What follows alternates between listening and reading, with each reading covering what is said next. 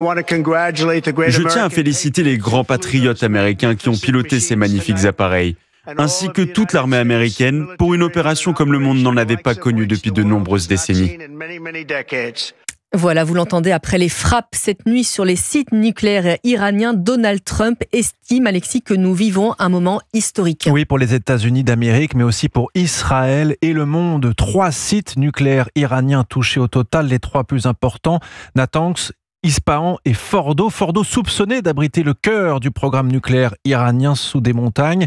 Et Donald Trump affirme donc que ces installations sont désormais totalement détruites. Satisfaction de l'État hébreu qui craignait de voir Téhéran obtenir la bombe atomique en attaquant l'Iran cette nuit. L'Amérique est sans égal, a déclaré le Premier ministre israélien Benjamin Netanyahou. Et après ces frappes américaines, l'Iran, Alexis, n'a pas tardé à riposter. En tirant, 30 missiles sur l'État hébreu. Forte explosion entendue ce matin à Jérusalem et Tel Aviv. Les sirènes d'alerte ont été déclenchées. On parle de 11 blessés.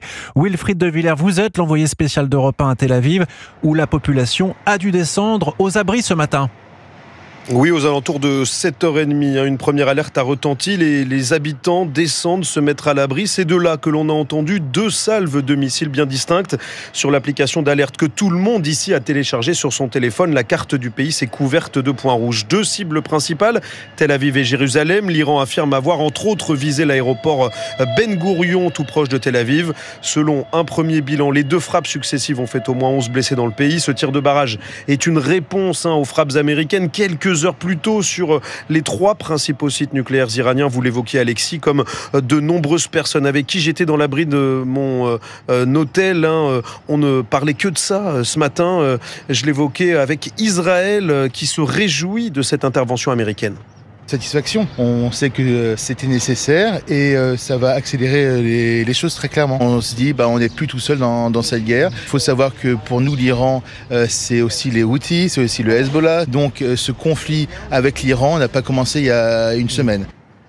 Avec les Américains désormais officiellement à leur côté, les Israéliens espèrent désormais que les choses vont s'accélérer vers la fin du programme nucléaire iranien, la fin aussi des bombardements quotidiens et surtout la fin de cette guerre. Wilfried de Villers, envoyé spécial d'Europe 1 à Tel Aviv.